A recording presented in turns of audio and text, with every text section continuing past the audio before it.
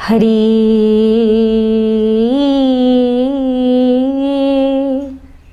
श्री हरि हरि।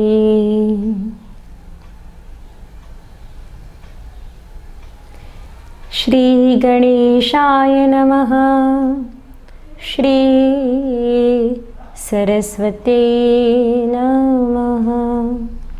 श्री गुरुचरण कमलेभ्यो नमः।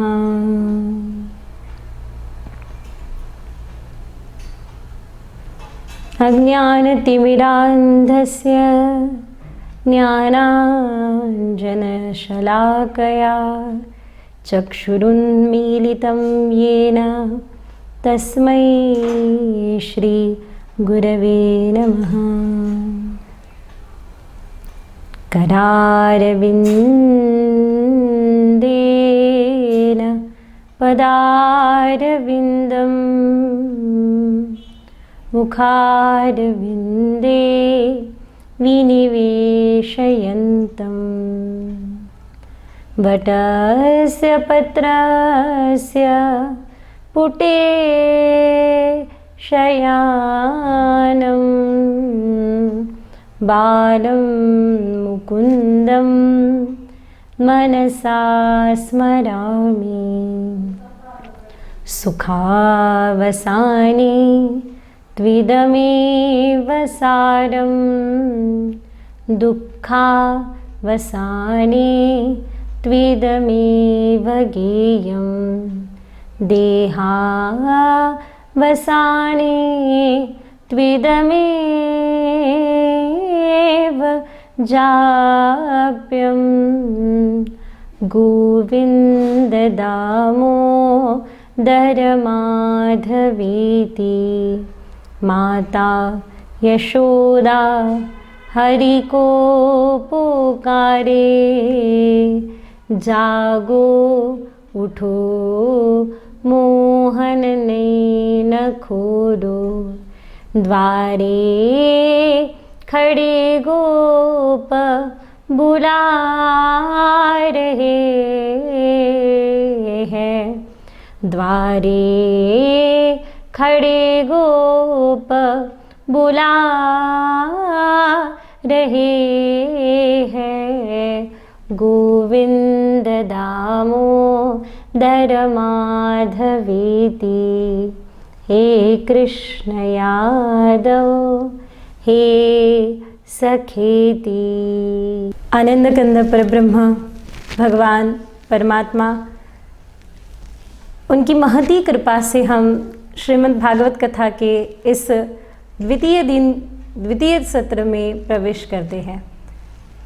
कृपा केवल कारण है, अन्यथा इधर उधर हम अपना आनंद, अपनी खुशी खोजने वाले, कहाँ हमें कथा में रस आता, कहाँ हम कथा में बैठ पाते। वो तो उपनिषद का वाक्य है ना, नायम आत्मान प्रवचनेन लभ्य यम वै शृणुते। वो खुद चुनते हैं, हमें वर्ण करते हैं भगवान जीव का, तभी हम कथा के आश्रित होते हैं। और अक्सर, हालांकि हमने देखा है अभी युवा वर्ग में काफ़ी कथा सुनने की चाहत, इच्छा है, नहीं है ऐसा नहीं है, पर देखा जाए तो अक्सर हमने देखा है कि हम कभी अभी ठीक से खिली हुई, अभी ठीक से ना खिली हुई ऐसे कली को भगवान के चरणों में नहीं चढ़ाते, ना ही वो मुरझा हुआ फूल उनके चरणारविंद का स्पर्श कर पाता है। एक बहुत ही सुंदर खिला हुआ, प्रसन्न, दूर से ही देखकर जिसकी महक हमें ललचाए, जिसकी सुंदरता हमें आकृष्ट करे, ऐसे फूलों को ही हम श्री जी के, लाल जी के चरणारविंद तक पहुंचाते हैं। वैसा ही है वो छोटे बालक जो अबोध है, अभी उनको अपने आप का ज्ञान नहीं है, उनके द्वारा नहीं, या फिर जो अभी वृद्ध है, ना कि उनके द्वारा, जो अभी युवा है, जिनमें कुछ अद्भुत करने की क्षमता है। अक्सर मैं कहती हूँ युवा का उल्टा कर दो तो वायु हो जाता है। जो वायु में बह के चला जाए वो युवा नहीं। तो जो एक नई लहर वायु के साथ, एक सुगंध के साथ, एक नई लहर आध्यात्म की, विचार की, एक पवित्र विचार की घर घर तक लहर पहुंचाने वाला युवा है। तो हो सकता है काफ़ी यंगस्टर दूर भागते हैं इन सब के, क्योंकि हमें हो सकता है हमने इतना जटिल कर दिया इन सब बातों को, पर वो है और दिखाई देता है उतना ही सरल है। इसीलिए तो यम वै शृणुते, भगवान चुनते हैं, वो खुद चुनते हैं। और जब वे चुनते हैं ना, तो उद्धव है, ध्रुव है, प्रहलाद है, ये सब भक्त इन मार्ग पर नाचते गाते आगे बढ़े हमें दिशा देने के लिए कि आइए, हमें रास्तों की ज़रूरत नहीं है, हमें तेरे पैरों के निशान मिल गए हैं। जन जन की सेवा यही मेरी पूजा, तुम हो, कोई न दूजा, तुमसे ही सब कुछ रोशन, कण कण में तू है। आज इस समय में हम सब अगर चाहते हैं कि इस तत्व, इस आनंद, इस खुशी के साथ जुड़ जाएं, जो मटेरियलिस्टिक नहीं है, जो वस्तुओं से नहीं है, जो स्वयं सिद्ध आनंद से है, हम अपने आनंद का स्रोत खुद बने, ऐसे चाहते हैं, तो कथा वो राह देती है। श्रीमद् भागवत कथा हमें वो आनंद प्रदान करती है। कहते हैं, हम कल सुन रहे थे कि जब धुंधकारी का ऐसा उद्धार देखा, सुना, शौनकादि मुनि बड़े प्रसन्न हुए। सूत जी महाराज के द्वारा इन कथाओं को सुनते सुनते भाव विभोर हो गए। और यही नहीं, इन कथाओं के मध्य जब वहाँ स्वयं शुकदेव जी का आना हुआ, सूत जी ने कहा कि ये केवल कथा नहीं है, ये तो वेदों के वृक्ष पे लगा हुआ एक अद्भुत अद्भुत परिपक्व फल है। और तब शुकदेव जी ने गाया, निगमकल्पतरोर्गलितं फलं सुखमुखाद्रववृत संयुतं पिबत भागवतं रसमालयं मुहुरहो रसिका भुवि भावुका। निगमकल्पतरोर्गलितं फलं सुखमुखाद्रवं, ये बात तो सत्य है कि एक बहुत ही सुंदर वृक्ष हो और उस वृक्ष को पर आने वाला फल अगर यदि बहुत मधुर हो तो निश्चित ही वहाँ से आते जाते जीव उसका लाभ लेते हैं। भूलिएगा मत, हमारे परंपरा में लाभ शुभ के बाद आता है। किसी भी बात के, किसी भी वस्तु के, किसी भी परिस्थिति, किसी भी व्यक्ति से लाभ चाहने से पहले हमें सिखाया गया है कि पहले शुभत्व को देखिए और फिर लाभ की ओर बढ़िए। क्या है लाभ इस कथा का? मुहुरहो रसिका भुवि भावुका, बार बार बार बार बार बार, है ना। बुद्धि से जब हम सुनते हैं, प्रेम बुद्धि से नहीं होता, प्रेम हृदय से होता है, व्यवहार बुद्धि से होता है, तर्क बुद्धि से चलता है। और बुद्धि को रिपीटेशन प्रिय नहीं है। बार बार, ये जो बार बार है ना, ये इसके पहले भी हमने कई बार सुना है। जैसे कोई प्रेम में हो, कोई हृदय से जुड़ा हो, तो वो बार बार एक ही बात कहेगा, हमें आपसे बहुत स्नेह है, हमें आपसे बहुत प्रेम है, हमें आपसे बहुत। दिल, जब हृदय की बात आती है तो हृदय में उसकी पुनरावृत्ति होती है, पुनः पुनः पुनः पुनः पुनः पुनः होता है। पर हृदय जब अपनी बात छेड़ता है तो पुनः पुनः होता है। और यही बुद्धि से अगर देखोगे, यहाँ गड़बड़ कब होती है पता है? जब दोनों में से, पार्टनर में जो जीवन साथी है, उनमें से अगर एक बहुत ज़्यादा बुद्धि से जीता हो और एक बिल्कुल हृदय से जीता हो, और ये हृदय वाले बार बार कहते आपसे बहुत स्नेह है, आपसे बहुत स्नेह है, और बुद्धि वाला कहते हाँ और कितनी बार सुनाओगे, यही सुनना है क्या, खाना भी खिलाओ भाई, पेट इससे नहीं भरने वाला। कहने का तात्पर्य ये है, बुद्धि रिपीटेशन नहीं चाहती, उसे ठीक है बोल दिया तर्क। और हृदय बार बार पुनः पुनः। तो ये बात तो हम समझ जाना जरूरी है कि ये कथा, मराठी में कहते हैं कि ऐरा गैऱ्याचा नवे खेळ, यानी ये ऐसे कोई बैठ लिया और बैठे बैठे सुन लिया और सुन के उठकर चल दिया, ऐसी गाथा नहीं है। ये तो प्रेम की भाषा है, ये प्रेम की बात है उधो, बंदगी सबके बस की नहीं है।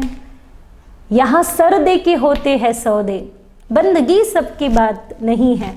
तो ये तो हृदय की बात है। यहाँ पुनः पुनः को बार बार कहा है, इसलिए मुँह रहो एक बार नहीं, बार बार बार बार कथा सुनेंगे तो भी उतनी ही मिठास होगी।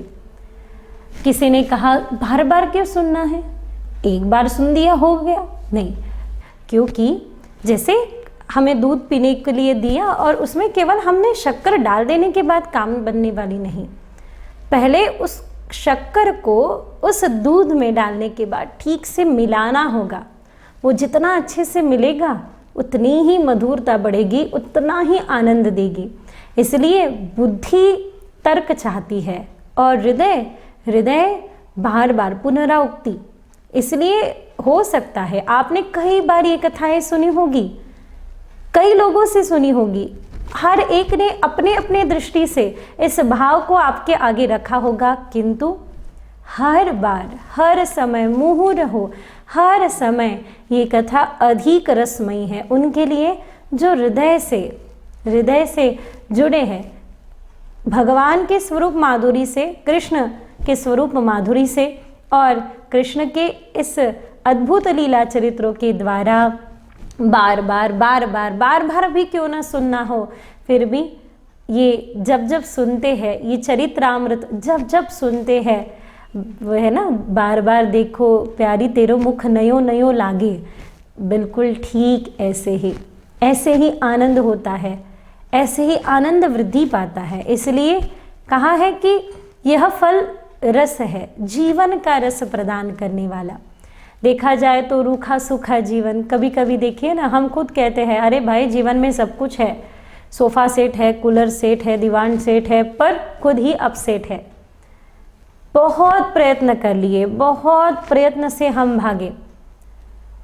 कभी कभी ऐसा होता है कि वो कोई नया उदाहरण लेना हो तो एक बच्चा अपने शादी के लिए कन्या की खोज करता है। जब वो युवा था तब कन्या की खोज करता है, वो रिजेक्ट करता था, वो अस्वीकृति देता था, और अनेकों कन्याएं देखते देखते उम्र भी बीत गई। ये अब तक अस्वीकृति देता था, अब आगे वाले व्यक्तियों से, आगे वाली कन्याओं से इसके लिए रिजेक्शन, इसके लिए अस्वीकृति आना शुरू हो गया। तब समय के इस पड़ाव पे आने के बाद चलो ठीक है, अब तो कोई भी चलेगा जीवन साथी। क्या ऐसी परिस्थिति में प्रेम उपजना संभव है? नहीं। ऐसा ही जीव आज तक कभी चाहता था ये व्यक्ति सुख देगी, ये वस्तु सुख देगी, ये परिस्थिति सुख देगी। क्या है, अक्सर ना हमें किस शब्दों का थोड़ा सा भय है, किन शब्दों का ना हमने अर्थ बड़ा अलग कर दिया। गलत नहीं कहूँगी, हाँ अलग ज़रूर कहेंगे हम। कोई शब्द हमने बड़े अलग समझ लिए, बड़ा आसान था इन शब्दों को समझना। मोह, लोभ, मत्सर, इसको हम कैसे समझे? इसके अर्थ आपको तो जानते हैं, शब्दार्थ एक होता है, एक भावार्थ होता है, एक शास्त्रार्थ होता है। तो अपनी दृष्टि से अगर देखें तो क्या है मोह? क्या है? जब लगता है कि कोई व्यक्ति मुझे सुख देगा, व्यक्ति के द्वारा रस खोजा, नहीं मिला, क्या ये मोह नहीं कि कोई व्यक्ति मुझे सुख देगा? कैसे संभव है? जिसके पास जो है वो देगा। आज तक हमने कितने लोगों से यही बात सुनी होगी, जिसके पास जो है भाई वही देगा। तो क्या कोई व्यक्ति हमें सुख दे सकता है? व्यक्ति से सुख की अपेक्षा मोह है, वस्तु से सुख की अपेक्षा लोभ है, परिस्थिति से सुख की अपेक्षा हमारी किसी न किसी बातों से सुख की अपेक्षा होती है। और हर बार हमें असफलता हाथ में आती है। और थोड़ी देर के लिए सोचिए, जब मन 2-3 बार धोखा खाए ना तो विक्षिप्त सा हो जाता है, कुछ ऐसा ही हुआ है, मन को रस नहीं मिल रहा। और वो रस कहाँ है? मैंने अपने जीवन में पाया। हम सब ने कई बार भक्तों की जीवन की ओर देखा। अरे दूर से देखा जाए तो भक्तों के जीवन में बहुत धन है ऐसा नहीं है, बहुत संपत्ति थी ऐसा कुछ नहीं था। क्या था सुदामा जी के पास, क्या था एकनाथ महाराज के पास, क्या था तुकाराम महाराज के पास, क्या था मीराबाई सा के पास? जो था उसका कितना उपयोग लिया। मेरा रानी दीवानी कहाँ, बैठी संतों के संग रंगी मोहन के रंग। वैभव होने के बाद भी जो स्थिति रसमय थी वो फल है। निगम कल्प तरोर्गलितम फलम। कैसा फल? वो भी पका हुआ, परिपक्व। कभी कभी ऐसा होता है ना कि हम बीमार क्यों पड़ते हैं? क्योंकि हम बिना पके फल को चाहते हैं। थोड़ा सत्कर्म किया कि तुरंत चाहते हैं इसका फल मुझे मिले। थोड़ा सा अच्छा कार्य किया, तुरंत चाहते हैं फल मिले। अरे चिंता मत करिए, आप अपना काम करते रहिए, प्रकृति खुद फल देगी जब समय आएगा। और प्रकृति के द्वारा मिला हुआ वो परिपक्व गलितम फलम बड़ा ही मधुर होगा। अभी तक पका हुआ भी नहीं है और उसको तोड़ने की, हथियाने की कोशिश हमें नाखुश करेगी। ना वो फल परिपक्व हुआ होगा, ना वो रस देगा। पर ये कैसा है? तरोर गलितम फलम। और सुखदेव जी जैसे महान संत के श्रीमुख से प्रवाहित हुआ है। हम सब जानते हैं शुक यानी क्या। शुक यानी संस्कृत में शुक तोता को कहा है। तो जैसे एक शुक अपने मुख के द्वारा फल का आस्वाद ले ले, वो फल मीठा, तो ऐसे ही है। और आने जाने वाले सभी भावुक, अभिभावुक उससे भावामृत पा रहे हैं। आज नहीं, केवल आज नहीं, युगों युगों से पा रहे हैं। यही वे गाथा है। कलिकल्मष वृक्षोन्मूलिनी त्रिविधतापोप शमनी महामांगल्य प्रदायिनी श्रीमद्भागवतांतर्गत श्री कृष्ण लीला संबंधिनी हरिकथा प्रस्तूयते। सर्वे श्रोतारः सावधानतया शृण्वन्तु देवाः आयान्तु यातु धाना अपायान्तु विष्णुः कथा गृह रक्षस्व। ओम शांति शांति शांतिः। जन्माद्यस्य यतोऽन्वयादितरतश्चार्थेष्वभिज्ञस्वराट् तेने ब्रह्महृदयादिकवये मुह्यन्ति यत्सूरयः। तेजो वारिमृदा यथा विनिमयो यत्र त्रिसर्गो मृषा धाम्ना स्वेन सदा निहस्तकुहकं सत्यं परम धीमहि। अक्सर हमने देखा, कल हमने सुना सच्चिदानंद रूपाय। सत को लोग सत्य के साथ जोड़ देते हैं। जहां तक देखा जाए, धर्मना दूसर सत्य समाना आगम निगम पुराण बखाना। सत यानी जो अस्तित्व से है। और यहाँ सत्यम परम धीमहि की बात हुई है। जहाँ आरंभ में वेद महर्षि व्यास जी नहीं विस्तार से, या फिर ऐसा भी कह सकते हैं, उसे प्रकट नहीं करते गुह्य को। और वही वेद महर्षि व्यास जी पहुँचते पहुँचते पहुँचते पहुँचा देते हैं कि कृष्ण भक्ति ही परम सत्य है। ये कृष्ण भक्ति परम सत्य है, तो सत्यम परम धीमहि से कृष्ण भक्ति सत्य है। ये यात्रा जो है वो यात्रा श्रीमद् भागवत कथा है। कृष्ण यानी क्या? अक्सर हमने देखा है, श्री कृष्ण को हमने अपने अपने शास्त्रार्थ, भावार्थ, शब्दार्थ के द्वारा समझा। एकमेव इस जगत का तत्व बार बार हम कहते हैं, उच्चार भी करते हैं कि जैसे सभी नदियां अंत में सागर में जाके मिलती है, वैसे ही सर्वदेव नमस्कार केशवम प्रतिगच्छति। और ऐसा ही केशव श्री कृष्ण परम लक्ष्य है, परम साध्य है, परम साधन है। साधक की यात्रा का अल्टीमेट उद्देश्य अगर कोई है तो वो श्री कृष्ण भगवान कह सकते हैं, भगवान। अब अपनी अपनी दृष्टि से हर कोई व्याख्या तो कर सकता है, पर अगर रसिक संतों की दृष्टि से देखा जाए तो वो जहाँ मराठी में कहा है, मागे उभा मंगेश पुढे उभा मंगेश, माझ्याकडे देव माझा पाहतो आहे। मेरे हमेशा मेरे साथ जो है, जिसका अस्तित्व सृष्टि की उत्पत्ति से, जिसका सानिध्य इसके पालन से, और जिसका सदा होना लय तक, हालांकि उनका लय नहीं है, उनमें सृष्टि है, उनकी सृष्टि अलग सृष्टि नहीं, उनकी सृष्टि है पर सृष्टि में वे नहीं। अब थोड़ा सा ये समझने के लिए गीता की ओर मुड़ना पड़ेगा, इसलिए कहा है ना कि श्रीमद् भागवत जी की ओर देखने से पहले अनेकों शास्त्र, अनेकों ग्रंथ सबको देखना पड़ता है। और ऐसा भी कहते हैं, अनेकों शास्त्र, अनेकों ग्रंथों की ओर देखने के बाद श्रीमद् भागवत की ओर देखे तो भागवत समझ में आता है, और एक बार श्रीमद् भागवत समझ में आ जाए तो फिर और कुछ समझने के लिए रहता ही नहीं है। और क्या समझे?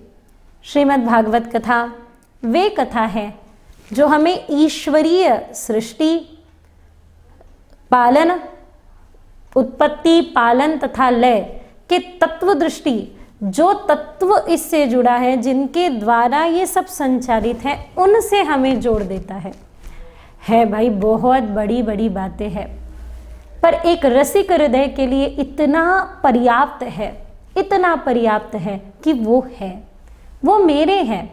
झूठ मूठ का भी कह के कभी देखिए, झूठ मूठ के कहिए भले, हम तुम्हारे हैं प्रभु जी, हम तुम्हारे हैं, हम तुम्हारे ही रहेंगे ओ मेरे प्रियतम। तुम हमारे थे, तुम हमारे हैं, तुम हमारे ही रहेंगे ओ मेरे प्रियतम। झूठ मूठ का कह देने मात्र से भी जो आधार है, कहते हैं एक संत से कुछ दिन पूर्व हमने सुना कि एक संत रहते थे गिरिराज जी के तलेटी में, और बस उनका एक ही नियम गिरिराज जी की परिक्रमा करना, बड़े भाव से आनंद लेना। एक दिन ऐसे हुआ, ज्वर से शरीर तप रहा था। शरीर है, अपनी अपनी क्रिया करेगा, अपने अपने त्रिगुणात्मक प्रकृति है तो 3 गुणों से बर्तन करेगा। भीतर कुछ नहीं, भीतर शांत है, बाहर शरीर अपना अपना धर्म करे चल रहे हैं। गिरिराज जी की परिक्रमा करते करते गिरे, और तभी वहाँ एक नन्हे से बालक का रूप धारण कर नन्हा सा बालक वहाँ आया, उनको उठाए और कहने लगे, बाबा अरे एक स्थान पे बैठकर भजन कर लिया कर, क्या ज़रूरत है इधर उधर घूमने की, वैसे भी चला तो जाता नहीं। कुछ नहीं बोले बाबा, बस वहाँ से चल दिए। फिर और दूसरे दिन चलते चलते पता नहीं ज्वर से अधिक शरीर तप रहा था, फिर गिरे, फिर उठाने वो दौड़ा आया। बाबा बताया ना, एक स्थान पे बैठकर भजन कर लिया करना। कुछ नहीं बोले, फिर चले। तीसरे दिन गिरे, अब तो परेशान होकर, बाबा तू भी एक स्थान पे बैठेगा नहीं, मुझे भी बैठने नहीं देगा। अरे बोला ना, कहा हे लाल जी ठीक है, आप कह रहे हैं तो एक स्थान पे बैठकर भजन कर भी लिया करूँगा, क्योंकि आप कह रहे हैं। पर क्या आपको लगता है, क्या मैंने आपको पहचाना नहीं? पहले ही दिन पहचान लिया था। कौन आता मेरी दीनहीन की सुध लेने, कौन उठाता मुझे? मुझे पता था वो आप है, पर है ना, प्रतिदिन आप उठाने के लिए आते हैं, इसलिए मैं यहाँ गिरने चला आता हूँ। एक ऐसा विश्वास कि मैं किसी भी स्थान में रहूं, वे मेरे साथ हैं। सत्यम परम धीमहि की ओर हम बढ़ते हैं अगर, तो वो सत्य जो कालातीत है, वो सत्य जिस सत्य में सारे नाम आते हैं, चाहे विष्णु कहो, चाहे देवी कहो, चाहे शिव कहो, चाहे केवल अगर शिव का शिवम परम धीमहि का होता तो शिव भक्त कहते भागवत जी हमारी है, रामम परम धीमहि कहते तो राम भक्त कहते हैं राम कथा यानी भागवत कथा हमारी है, कृष्णम परम धीमहि कहते तो कृष्ण कथा हमारी यानी भागवत कथा हमारी है, कृष्ण भक्त कहते। पर एक कलम जब उठती है विशिष्ट साधु संतों की, वेद महर्षि व्यास जी ने जिस प्रकार से इसे लिखा, कोई भी ग्रंथ कालातीत होने का ये प्रमाण होता है कि परम लक्ष्य की, परम सत्य की ओर वो भावुकों को, पढ़ने वाले को, श्रद्धावान को बढ़ा दे। आपने कभी ज्ञानेश्वरी पढ़ी होगी, उसका भी आरंभ ऐसा ही है, ओम नमो जी आद्या वेद प्रतिपाद्या जय जय स्वसंवेद्या आद्य स्वरूप। जो आद्य है उन्हें प्रणाम। ये नहीं कहा, न नाम लिया, न आकार, न रूप। जो आकार रूप रंग से हमें बाहर उठाने आए हैं, तो वो क्यों किसी आकार किसी रूप का वर्णन करते? वो हमें आकार रूप रंग से मिटाकर तत्व की ओर ले जा रहे हैं, तर्क को हटाकर। इसलिए यहाँ कोई आकार, कोई रूप, कोई नाम का वर्णन नहीं है, और देखा जाए तो सब कुछ है, क्योंकि सत्यम परम धीमहि में सारे आकार है, सत्यम परम धीमहि में सब रूप है, सत्यम परम धीमहि में सब नाम है। अंत तक ये सिद्ध कर दिया कि वही कृष्ण है, वही कृष्ण है, वही श्री कृष्ण है। इस और हमारी बढ़ती यात्रा आगे, आनंद आ ही रहा था सुनने में। प्रातः यज्ञ आदि सब पूर्ण कर दोपहर के सत्र में, सायंकालीन सत्र में जब सब बैठे, तब इस सत्र में बात चली, चर्चा चली। 6 प्रश्न पूछे गए। पहला प्रश्न, किम श्रेय शास्त्रासारकः। पहला प्रश्न है किम श्रेय। शौनक आदि मुनियों ने निवेदन किया है, सूत जी महाराज किम श्रेय। शास्त्र ने यहाँ 2 बातों का प्रमुख वर्णन किया है कि श्रेय और प्रेयस। प्रेयस हमें प्रिय, हमारी जिह्वा को, हमारी इंद्रियों को जो प्रिय है, शब्द स्पर्श रस गंध, पंच इंद्रियों के द्वारा किसी न किसी एक रस में हम रमे रहते हैं, और उससे जो हमें प्रिय लगता है, उससे जो हमें रस मिलता है, वो श्रेयस, उसकी बात नहीं, वो प्रेयस, उसकी बात नहीं हो रही। यहाँ श्रेयस की बात हो रही है। किम श्रेय, इस जगत में क्या है ऐसा जो श्रेयस है? एक कोई श्रेय है, एक ही कोई श्रेयस है। एको ब्रह्म द्वितीयो नास्ति। अगर एक नहीं अनेक होता तो वो पूरा का पूरा सिद्धांत ही गलत सिद्ध होता। नहीं, कोई एक श्रेय है इतना निश्चित। वो क्या है? किम श्रेय शास्त्रासारकः। अब शास्त्रासारकः ये जब कहा गया तो शास्त्र बड़ा विस्तृत है, हम सब ने देखा। अगर हम इसे पढ़ना आरंभ करेंगे ना, चलो शास्त्र को छोड़िए, शास्त्र की इतनी लंबी लंबी बड़ी बड़ी बातें, और जब वो समझेंगे, वो पढ़ेंगे, इतना दीर्घ प्रदीर्घ वो पढ़ने के लिए जाएंगे, जब समझ में आएगा तब मनन होगा, श्रवण पढ़ने के बाद, श्रवण के बाद मनन, थोड़ा सा चिंतन, और जब जीवन में तदाचरण, वो तो सब बाद में। हमें ये बताइए, कहते हैं शास्त्र की केवल टाइटल भी अगर पढ़ने जाओ तो जीवन तक भी अपूर्ण है, अपूरा पढ़ सकता है। फिर शास्त्र सार क्या है? इन समस्त शास्त्र का स्वावतार प्रयोजनम। ये बात तो निश्चित है कि केवल दुर्जनों का निर्दलन करने हेतु नहीं आते ईश्वर। अगर ऐसा होता तो उस समय में श्री राम को आने की आवश्यकता ही नहीं थी। रावण को मारने के लिए 3 लोग ही काफी थे। हनुमान जी तो थे ही, बाली भी था,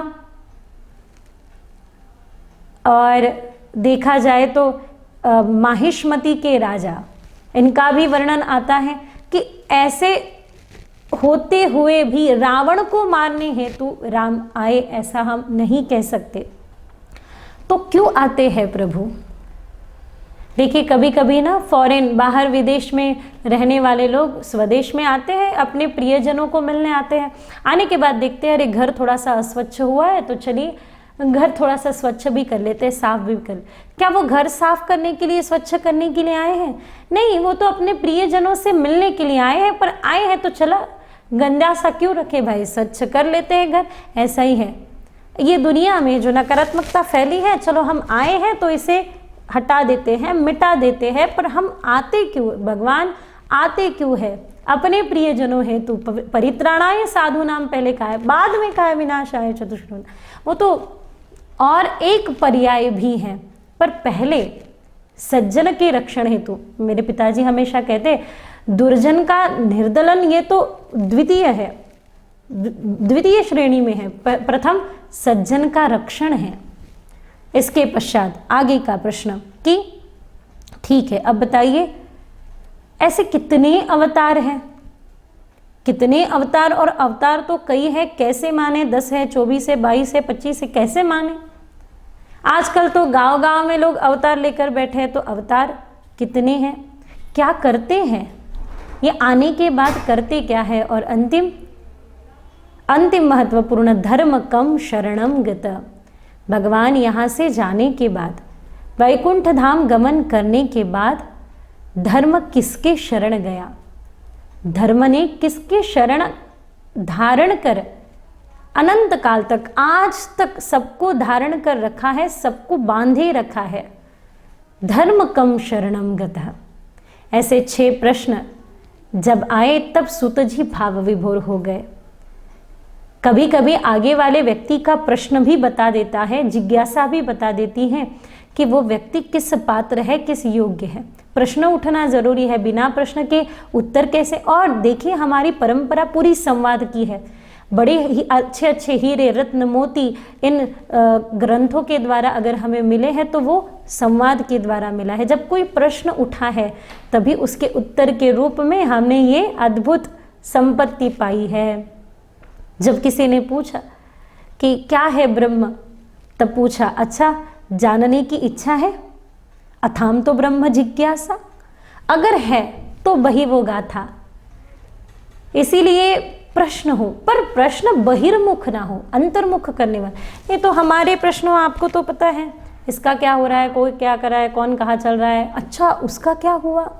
नहीं, हमारे बहिर्मुख प्रश्न थोड़ी देर के लिए सांत्वना दे देंगे, टाइम पास बहुत ही अच्छा होगा, पर समय का सदुपयोग हमारे अंतर्मुखी। मौली ज्ञानेश्वर महाराज कहते हैं कि कम से कम इतने प्रश्न तो उठना ही चाहिए किसी भी व्यक्ति को। मी कौन कशास्तव, मैं कौन हूँ, मेरा यहाँ आना किस लिए हुआ है। जिसे उत्तर मिल गया वो बोलेगा नहीं, जो बोल रहा है उसे अभी उत्तर मिला ही नहीं। क्यों बोलेगा नहीं?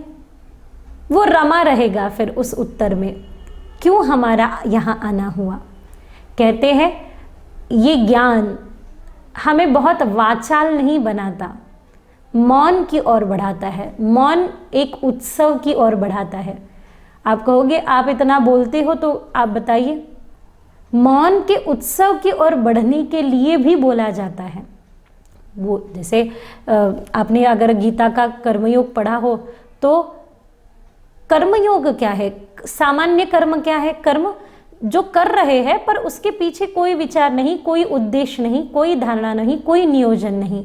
और कर्मयोग क्या है? जो कर रहे हैं उसके पीछे उद्देश्य भी हो, उसके पीछे आशय भी हो, उसका नियोजन भी हो, गंतव्य भी तय हो। करने वाला कर्ता भाव को तब पाता है।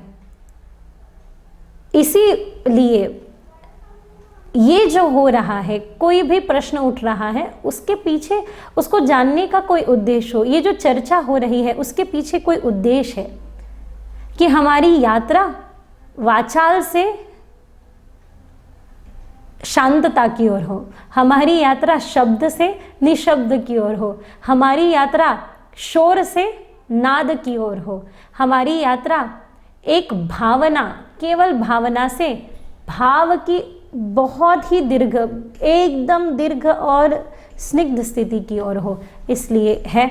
अब इसके पश्चात जब सूत जी ने भाव विभोर होकर इस प्रश्न को सुना, बड़ा आनंद हुआ, बहुत आनंद हुआ इन प्रश्नों को सुनकर, और ध्यानस्थ हो गए, नेत्र बंद कर लिए और अपने सद्गुरु का ध्यान किया। सद्गुरु जिनके बिना कोई भी शास्त्र समझना, उसका आकलन होना कठिन है।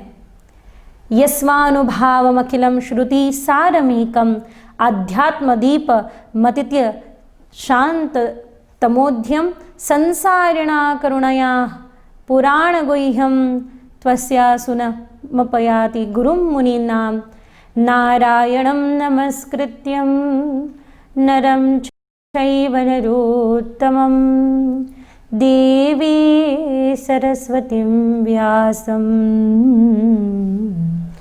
ततो जयममुदीरये।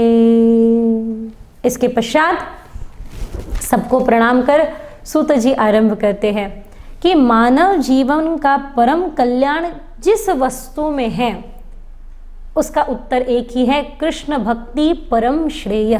किम श्रेय पूछा था ना, तो इस जगत में श्रेय है कृष्ण भक्ति। अच्छा, ये हमारा उत्तर नहीं है, सूत जी की ओर से आया हुआ उत्तर है कृष्ण भक्ति। और आगे स्वाभाविक ही हमारी उम्र बीतती जाती है, पर हमें किस मार्ग पे चलना है यही हमें पता नहीं होता। जब थोड़ा सा जोश होता है, शरीर में बल होता है, तब तक ऐसा लगता है अरे कर्म मार्ग ही हमारे लिए उचित है। जब थोड़ा सा थक जाते हैं तब लगता है कि अरे एक स्थान पे बैठकर थोड़ा सा ज्ञान सुनते हैं, ध्यान करते हैं, यही काफ़ी है, हमारे लिए यही मार्ग उचित है। और बीतते बीतते पता चलता है अरे नाम भी कुछ नहीं कर पा रहे हैं, फिर अनायास ही कहते हैं ठाई सब सोनी कराए का चित्त, एक स्थान पे बैठकर बस राम राम गाओ भाई, और कुछ नहीं काम आएगा, ये काम आएगा। यानी हमारे इस जीवन में इस क्षण 80 साल 90 साल 80-90 साल एक ऐसे ऊपर ऊपर की संख्या, 80-90 साल बीत जाते पर पता ही नहीं चलता कि मेरे लिए कौन सा रास्ता उत्तम है। रास्ता हर एक का एक नहीं हो सकता, पर गंतव्य अलग अलग नहीं हो सकते।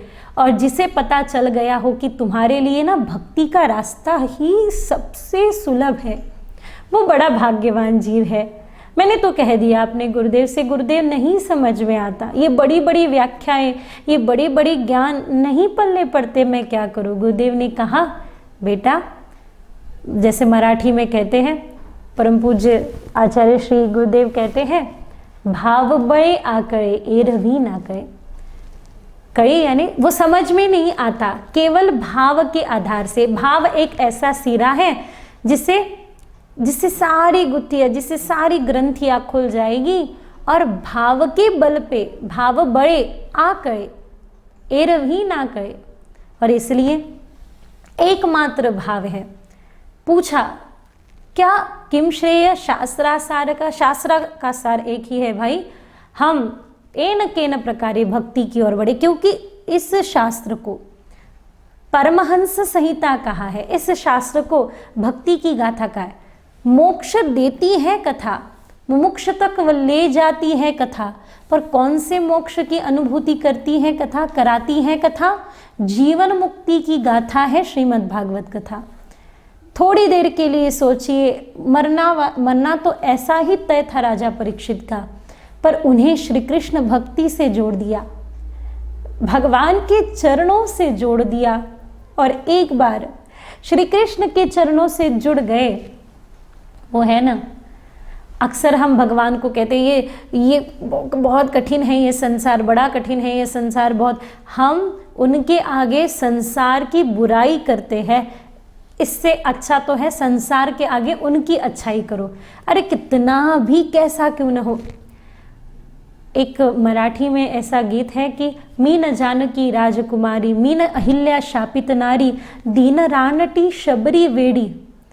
नहीं हूँ मैं जानकी राजकुमारी, मैं नहीं हूँ वो शापित नारी अहिल्या जिसने तप किया और आपको पाया, मैं शबरी हूँ।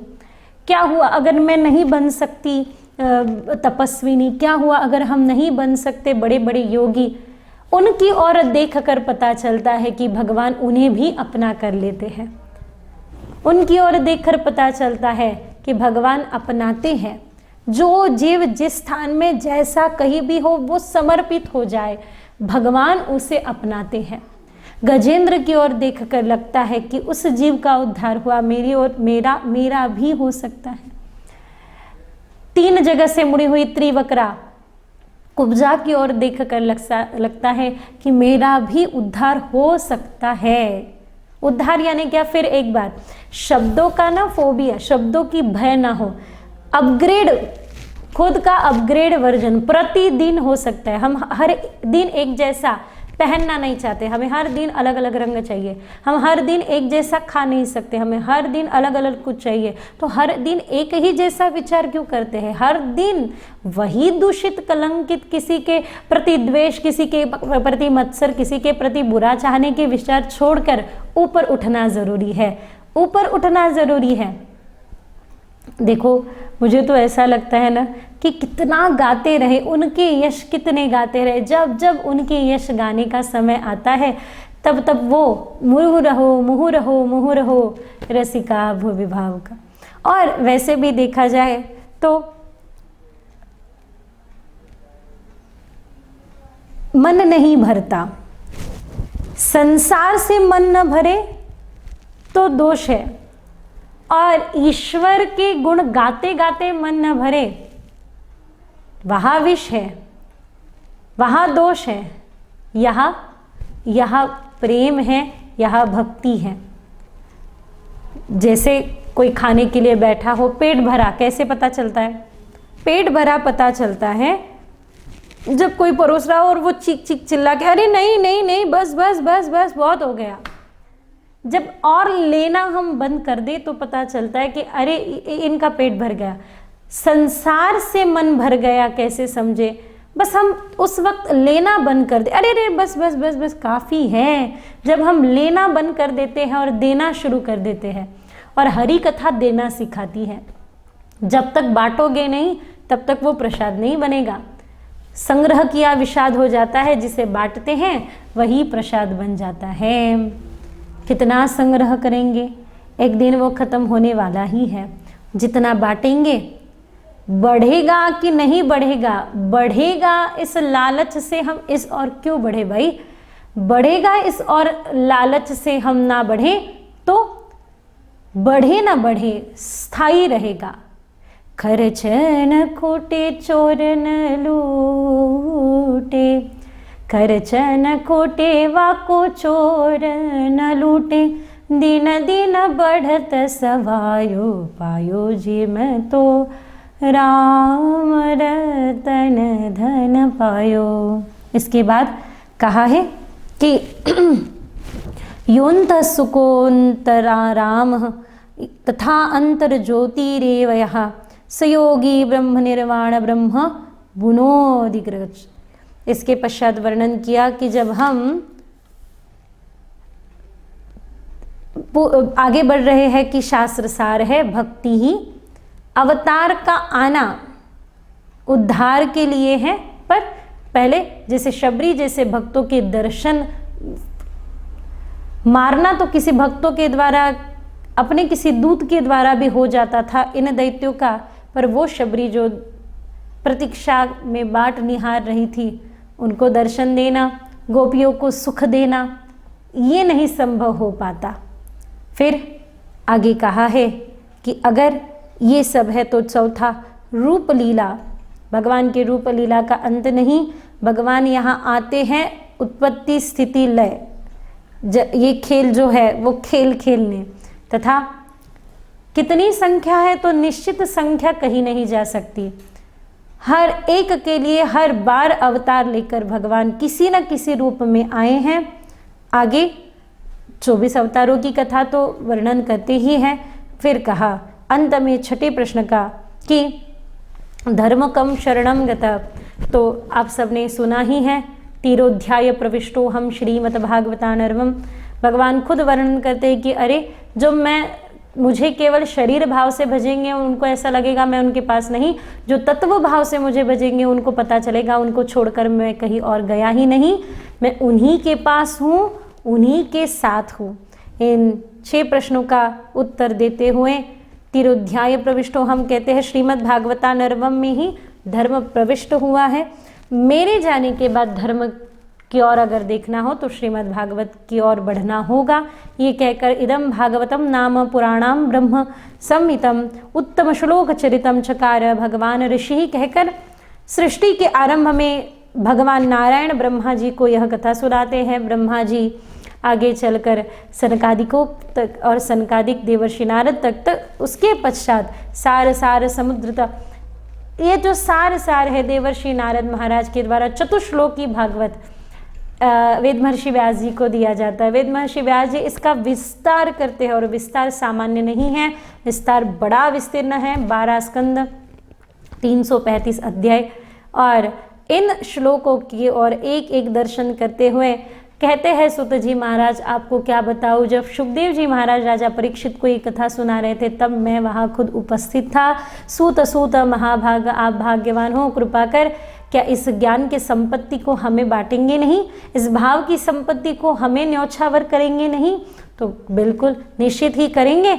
आगे चल के शौनकादि मुनियों ने सुत जी से कहा केवल इतना मत सुनाइए, केवल ये कथा मत सुनाइए। तो राजा परीक्षित ने जो कथा सुनी, ऐसे वेद महर्षि व्यास जी महाराज के विस्तार का इस कथा को कारण क्या हुआ वो भी हमें सुनाइए। और सुनाने लगे। पर आइए एक बार बड़े भाव से, बड़े स्नेह से, बड़े ही भाव से हम भजन करते हैं और भजन के पश्चात कथा की ओर बढ़ते हैं।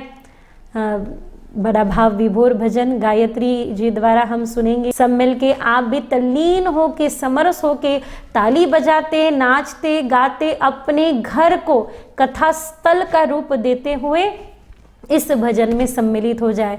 और भजन के ठीक तुरंत बाद हम आगे की कथा की ओर बढ़ेंगे और भजन में सब सम्मिलित होते हुए, नाचते गाते हुए इस भजन का आप सब अपनी अपनी स्थान से आनंद लें।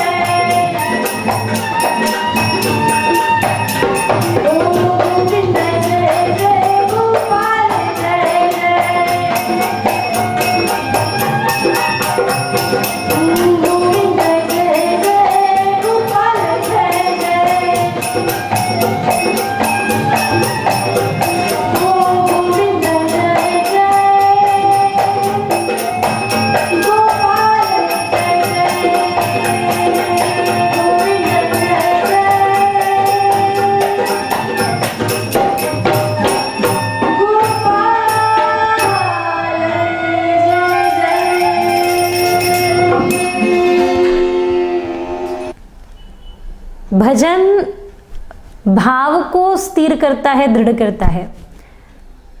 हम अक्सर कहते हैं कि जैसे यज्ञ में स्वाहाकार आवश्यक है, वैसे कथा में जय जयकार आवश्यक है। बोलिए कृष्ण कन्हैया लाल की जय, श्री राधा रानी सरकार की जय हो।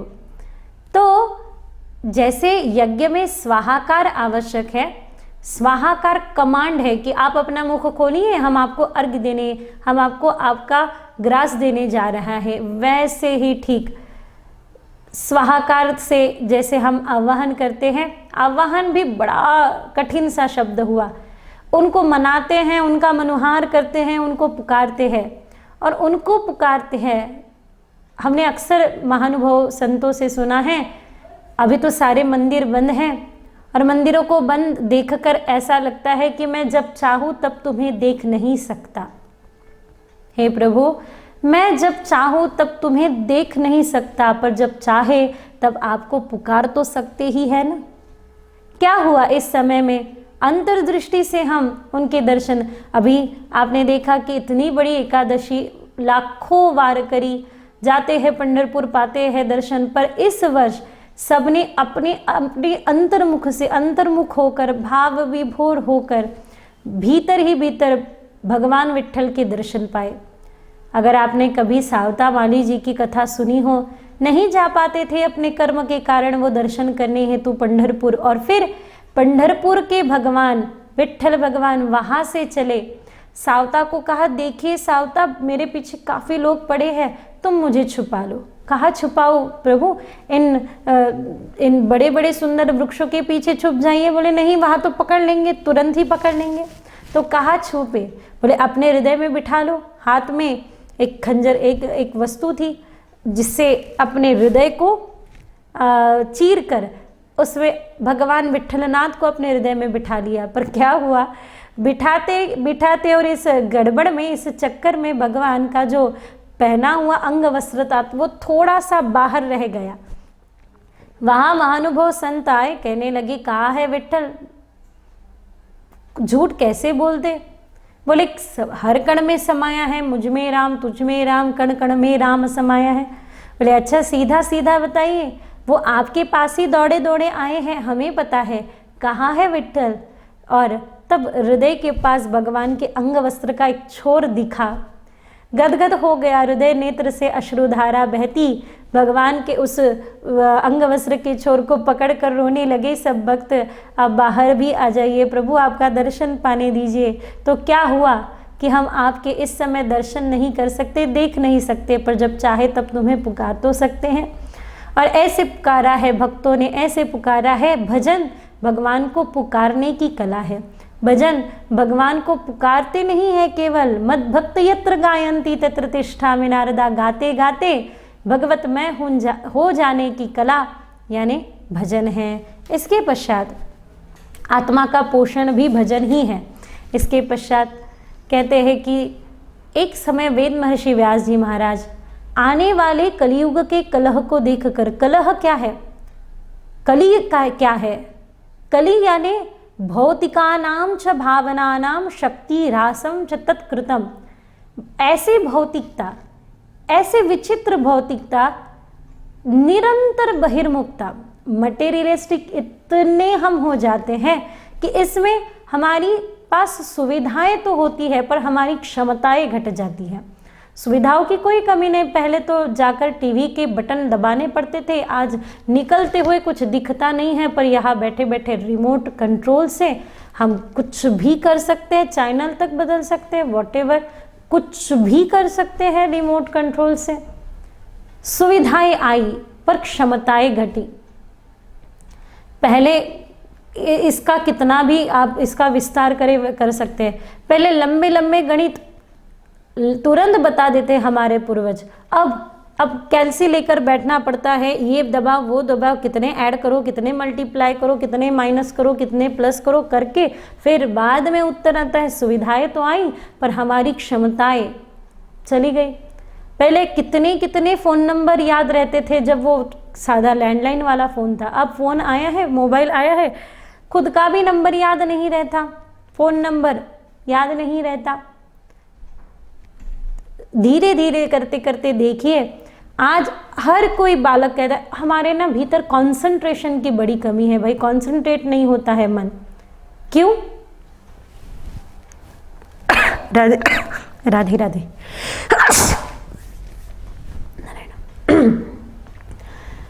मन हमारा कंसंट्रेट नहीं होता, एक जगह पे लगता नहीं है, टिकता नहीं है, बैठता नहीं है। कारण क्या है?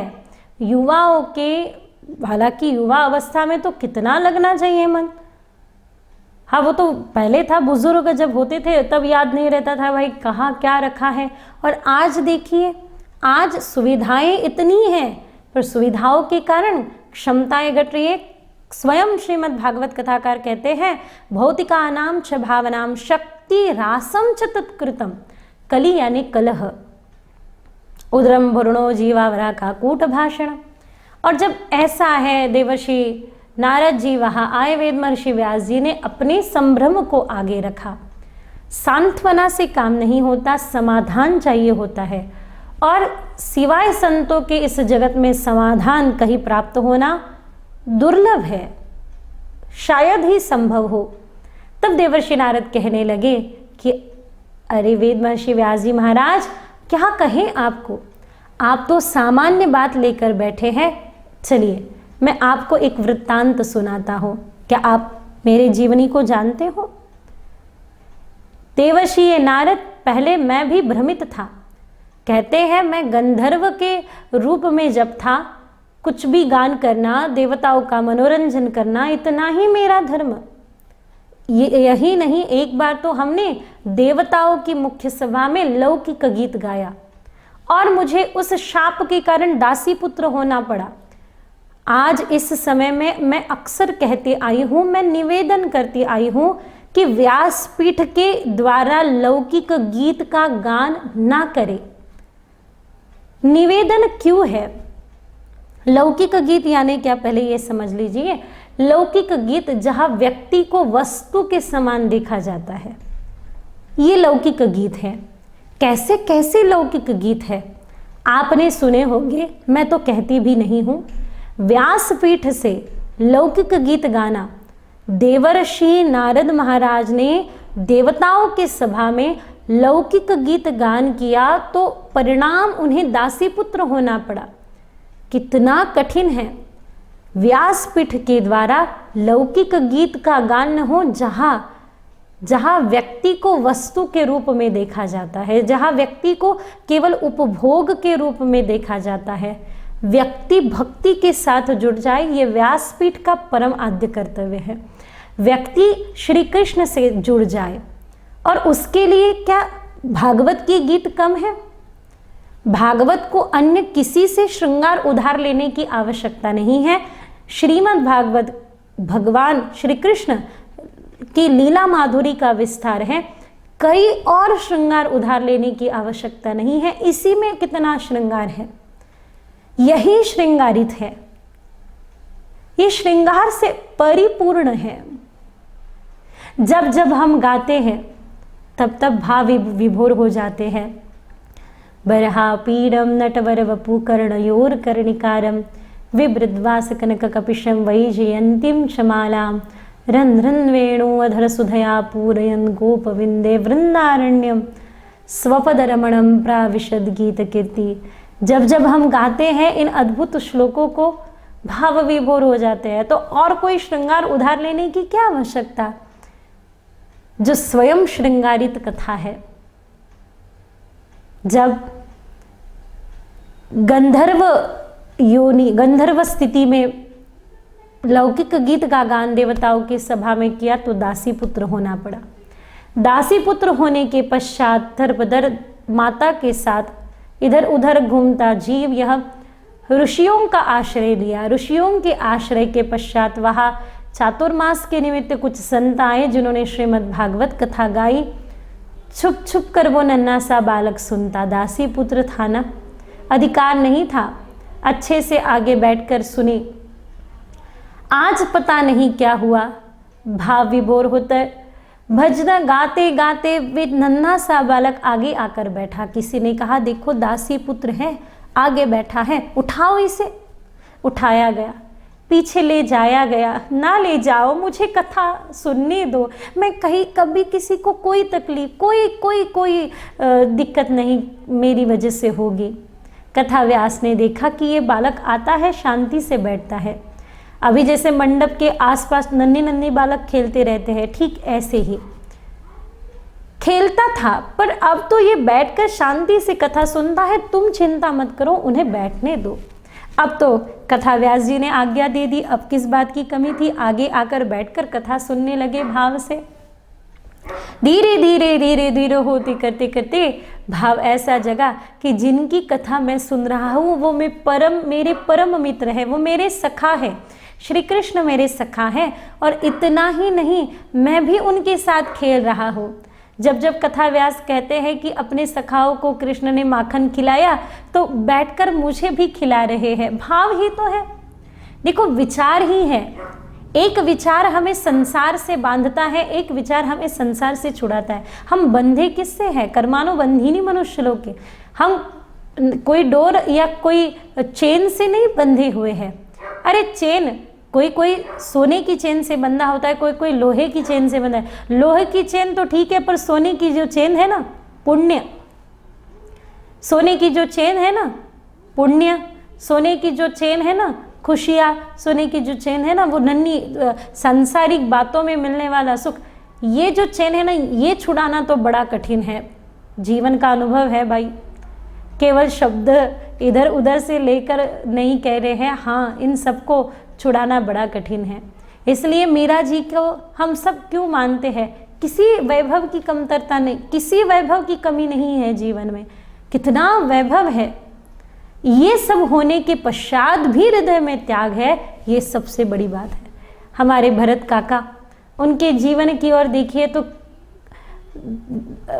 बड़ी ज्येष्ठ बंधु जाने के बाद भोग सकते हैं अयोध्या नगरी जैसा, जहाँ इंद्र का वैभव भी कम है, ऐसी अयोध्या जैसे रघुकुल वंश की परंपरा के अद्भुत सुख को भोग सकते थे।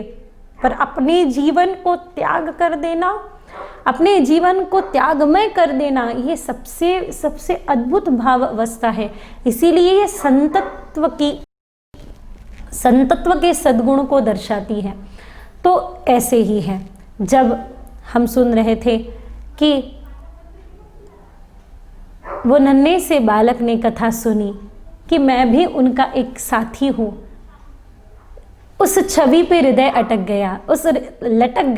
गया, संसार में अटकता है, उनके छवि पे तो लटक गया मन।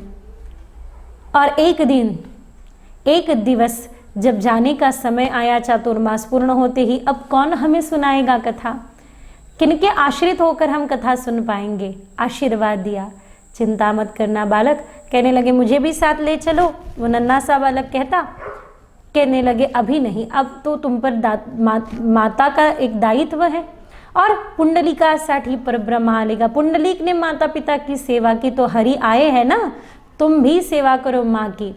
माँ की सेवा करते करते करते करते दिन व्यतीत होते गया, भजन नहीं छूटा। भजन भाव स्थिर होना चाहिए, भजन भाव स्थिर हो जाता है तब वो छूटता नहीं है। छोड़ने की कोशिश भी करे तो भी छूटता नहीं है जब भाव स्थैर्य आता है। कथा सुनने से भाव स्फुरण होता है, पर भाव स्थैर्य संत के सन्निधि और संत के कृपा से, नाम के द्वारा, नाम निष्ठा के द्वारा प्राप्त होता है भाव स्थैर्य। भाव स्थैर्य हो गया, भाव दृढ़ हो गया। एक दिन जब देवर्षि नारद यानी अपने पूर्व जन्म में दासी, छोटे से नन्हे से पुत्र, यहाँ खेलते खेलते देखा कि माँ का गौ माता के गौशाला में सर्पदंश से मृत्यु हुआ। माँ के शीश को गोदी में लेकर बैठे थे, सब रोने लगे। इधर कोई रोता, कोई बोलता, कोई कुछ कहता, देखो पिता चले गए, अब माँ भी चली गई, कोई नहीं रहा इसका, ये अनाथ है, ये अनाथ है। ये 4-5 बार अनाथ अनाथ शब्द सुना, नहीं रहा गया। पीछे मुड़कर लोगों से कहने लगे अरे जो अनाथ है ना, उसका नाथ तो जगन्नाथ है, मैं नहीं हूँ अनाथ। माता पिता का होना न होना इस जीवन में वो तो बात की बात है। अनाथ तो वो है जिसके जीवन में गुरु ना हो या फिर जिसके जीवन में नाथ जगन्नाथ की भक्ति ना हो। मेरे तो नाथ जगन्नाथ है। जब ये कहा जगन्नाथ जगन्नाथ जगन्नाथ जगन्नाथ, भाव दृढ़ हो गया। माता का अंतिम संस्कार कर भाव अवस्था में भजन करते वाणी सुनाई दी, इस जन्म में नहीं, अगले वाले जन्म में मैं सदा आपके साथ रहूँगा। वाणी ध्वनि का दर्शन हुआ और अगला जन्म मुझे यह देवर्षि नारद का मिला। ये कोई सामान्य नहीं, ये केवल श्रीमद् भागवत जी की कृपा है। गत जन्म का दासी पुत्र इस जन्म में ये भोग पा रहा है तो ये केवल और केवल कृष्ण की कृपा का परिणाम है। ये सुनकर भाव विभोर होकर वेद महर्षि व्यास जी महाराज चतुश्लोकी भागवत का अहमेवासमे आग्रे नान्यद सदसत्परम, चतुश्लोकी भागवत हमने सुनी है। चतुश्लोकी भागवत का आगे भी चिंतन आता है, संवाद के द्वारा आता है। चतुश्लोकी भागवत बड़ी विस्तार है। चतुश्लोकी भागवत का विस्तार श्रीमद् भागवत है। कहना एक ही है, आदि में हूँ, अनंत में, सृष्टि में हूँ, विनाश में, सुख सागर हो, प्राण तरंग हो, हर रंग में हूँ, प्रकाश में, आदि में हूँ, अनंत में, सृष्टि में हूँ, विनाश में, सुख सागर हो, प्राण तरंग हो, हर रंग में हूँ, प्रकाश में, आदि में हूँ, अनंत में। आदि भी मैं हूँ, अनंत में यानी मुख्य मध्य में भी मैं हूँ और अंत में भी मैं ही हूँ। चतुश्लोकी भागवत का विस्तार देवर्षि वेद महर्षि व्यास जी महाराज द्वारा हुआ, उपदेश देवर्षि नारद जी द्वारा हुआ। इसके पश्चात अब निर्माण तो हुआ, पर इसका प्रचार किन्होंने किया? क्योंकि एक समय था आचार विचार का महत्व था, आज प्रचार का महत्व है। भाई लोग कितना प्रचार करते हैं और आजकल के प्रचार में हम बह भी जाते हैं। जिसका जितना ज़्यादा प्रचार, मुझे कहने की आवश्यकता नहीं, आप अच्छे से जानते हैं।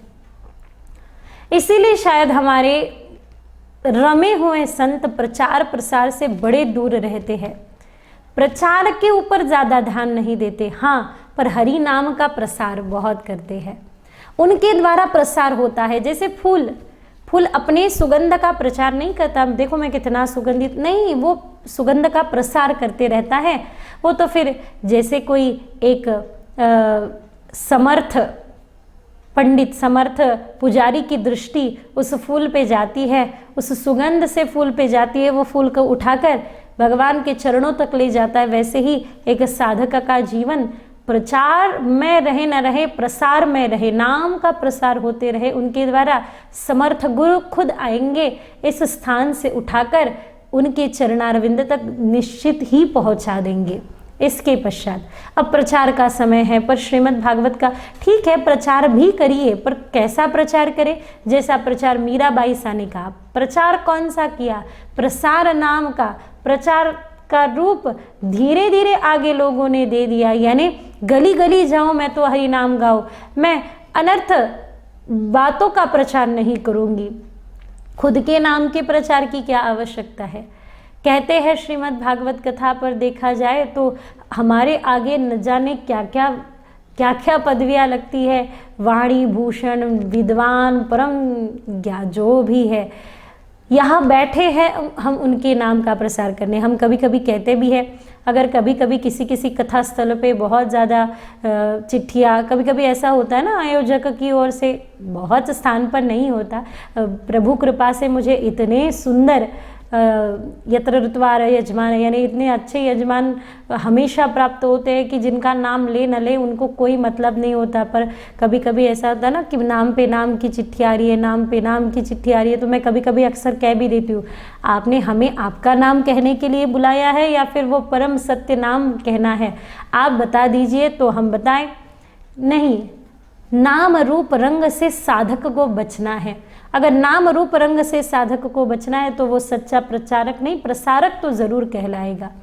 मीरा कहते ही जैसे हमारी चेतना श्री कृष्ण की चरण की यात्रा कराती है, जैसे हम सूर नानक तुलसी कहते हैं हम श्री राम जी के हो जाते हैं, जैसे ही हम गाते हैं विठ्ठल विठ्ठल विठ्ठला माझा विठ्ठल पांडुरंग विठ्ठला, ज्ञानोबा तुकाराम माऊली ज्ञानोबा तुकाराम।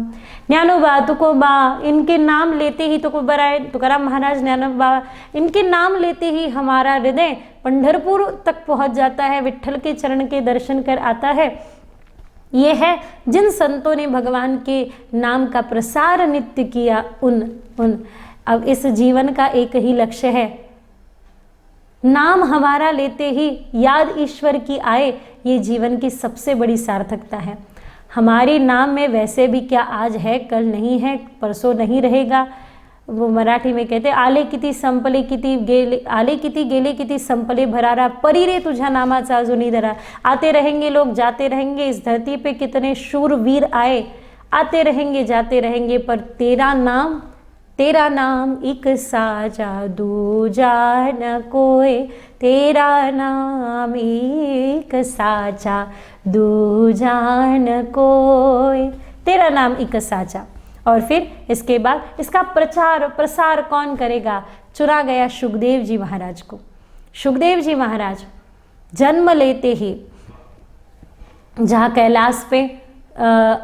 कैलाश से अमरनाथ की यात्रा कर, यहाँ अमर कथा जिसका नाम पूर्व अमर कथा था, वो कथा हो ही रही थी, उसे गाया ही जा रहा था।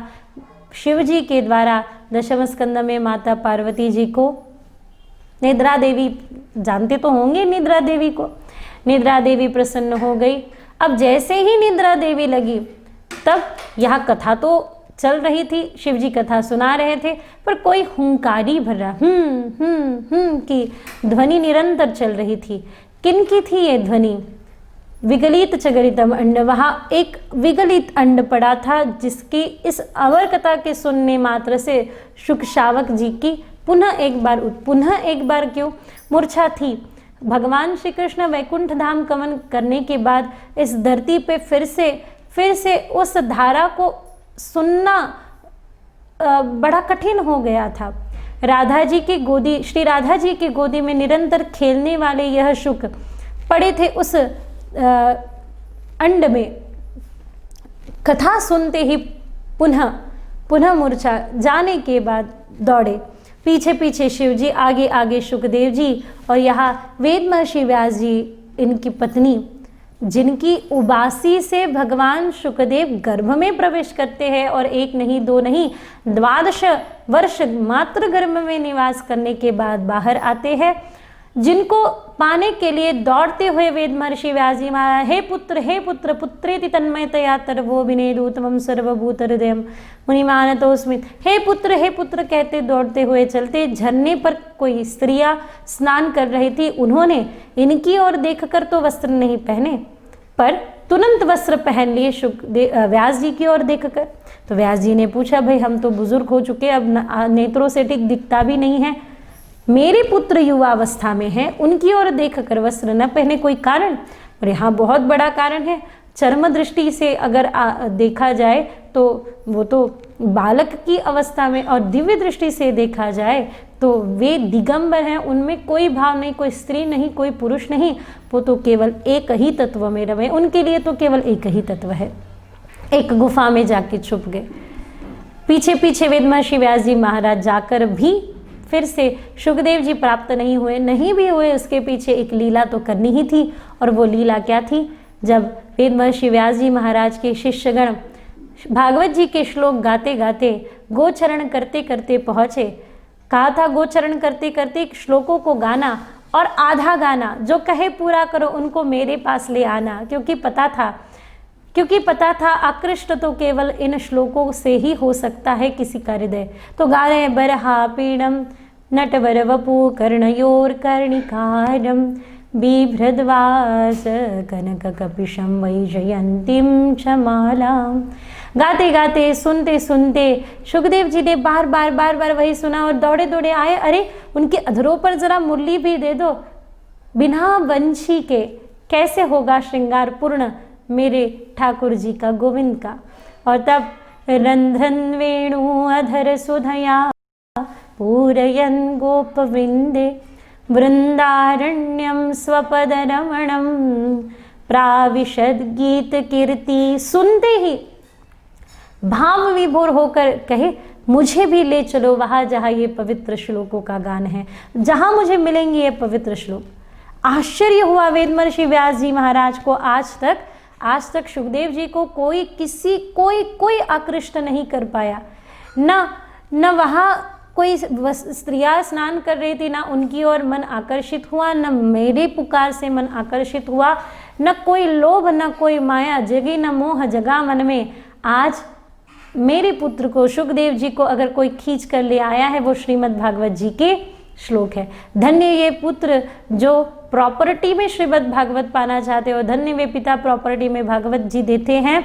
निवेदन हम करते हैं, अक्सर हम निवेदन करते हैं, जिनकी उम्र 40 से नीचे हो वो अपने कान बंद कर लें, और जिनकी उम्र 40 के ऊपर हो वो हमारी बात को सुने कि जब तक आप हो घर का टूटा हुआ बर्तन भी अपने आने वाले पीढ़ी को, अपने बच्चों को देना हो तो पहले उनको अपने पास बिठाओ, और उनको अपने पास बिठाने के बाद उनको ये बात कहो कि बेटा, स्वाभाविक ही परंपरा के अनुसार मेरी संपत्ति पे तेरा अधिकार है और है, मेरा बंगला तेरा है, मेरी गाड़ी तेरी, मैंने जो पाया वो तेरा है, पर किंतु मुझे एक बात बताओ, पिता ने अगर एक बंगला बनाया तो उसके ऊपर की मंजिल बेटे को चढ़ाने की जिम्मेदारी होती है। तो अगर मैं चल के पंढरपुर जाकर सेवा करता था तो तू कम से कम नहीं जा सकता, तो जो पंढरपुर जाते हैं उनको भोजन खिलाकर उनकी सेवा कर तो सकता है ना। जो मेरे प्रॉपर्टी पर तुम्हें अधिकार चाहिए, तो पहले मैंने जो सेवा की उस सत्कर्म पर अपना अधिकार जमाना पड़ेगा, उस सत्कर्म को बढ़ाना पड़ेगा। क्योंकि देखो, आपने जो कमाया ना, और कमाते कमाते अपने 25-40 साल गंवा दिए, आपने जो कमाया 25 वर्ष देकर आपकी आने वाली पीढ़ी 25 मिनट भी काफ़ी है उनको वो तहस नहस करने के लिए। अगर बिना संस्कार के आप केवल अपनी प्रॉपर्टी उनके हाथ में रख देंगे, कार दे देंगे पर संस्कार नहीं देंगे, तो उनको पता ही नहीं है कौन से दिशा में चलना है, कहाँ चलना है, कहाँ रुकना है, कौन सा लाइट, रेड लाइट दिखे तो रुक जाना है, ये पता ही नहीं होगा, ये संस्कार ही नहीं होगा, तो कैसे होगा? कहने का तात्पर्य है कहाँ बैठना है, कहाँ उठना है। जहाँ सुमति तह संपत्ति नाना, जहाँ कुमति तह विपत्ति निदान। इसलिए निवेदन है कि कृपया कर आने वाली पीढ़ी को प्रॉपर्टी देने से पहले अपने सत्कर्म करने के लिए उन्हें प्रेरित करें। तो देखिए आपने जो पाया वो बढ़ेगा, और ऐसा बढ़ेगा जो हमेशा हमेशा के लिए स्थायी रहेगा। वैसे तो स्थायी रहने वाला है कुछ नहीं इस जगत में, पर कम से कम हमने जो सत्कर्म किया वो तो काम आएगा ना, वो तो काम ज़रूर आएगा, ज़रूर आएगा। आपका उद्धार हो न हो, आगे वाले के भलाई के लिए वो सत्कर्म कार्य ज़रूर आएगा। नहीं तो जिसको खड़ा करने के लिए आपने 25 साल गंवा दिए, 25 मिनट में तहस नहस हो सकता है अगर संस्कार न हो तो। इसके बाद सुखदेव जी महाराज जिन्होंने प्रॉपर्टी के रूप में श्रीमद् भागवत कथा पाई, अब इसके पश्चात इसके वक्ता तो बड़े दिव्य है, अब श्रोता के बारे में भी सुनिए। परीक्षितोर्थम राजर्षे जन्म कर्म विलापनम संस्था च पांडपुत्राणाम वक्षे कृष्ण कथोदयम। वर्णन आता है कि ये तो अब थोड़ा हमें महाभारत की ओर जाना पड़ेगा, क्योंकि महाभारत की ओर चलते हैं तो राजा परीक्षित के बारे में हम जान सकते हैं। जैसे अर्जुन तथा सुभद्रा के पुत्र अभिमन्यु, हमने पूरे महाभारत कथा में देखा कि केवल 11 लोग रणभूमि में 11 लोग जीवित रहे, पांडव के साथ एक और ऐसे कुछ कौरव पक्ष और कुछ 11 कुल मिला के लोग केवल जीवित रहे। यहाँ अंतिम क्षण में दुर्योधन भी ये चाहता है कि कोई मेरा बदला ले, बदले के भावने से तड़प रहा दुर्योधन और लोभ के भावने से तड़प रहा अश्वत्थामा। ध्यायतो विषयन् पुंसा संगस्तेषु उपजायते।